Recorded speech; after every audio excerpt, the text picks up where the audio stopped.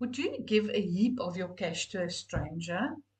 Well, that's exactly what you do when you work with an unregistered estate agent.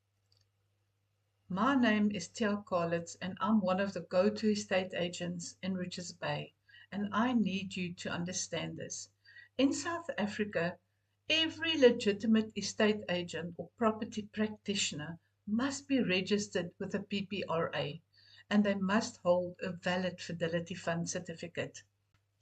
This certificate protects you.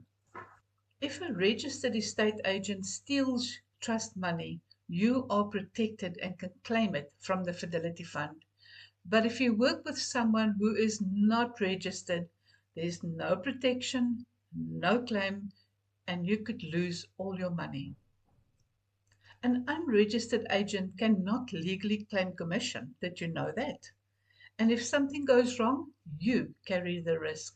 Your property is likely your biggest asset. Don't gamble with it.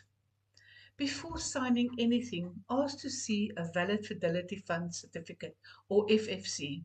You could also verify registration of the property practitioner with a PPRA, and I'll put the numbers below in the link. Compliance isn't paperwork, it's protection.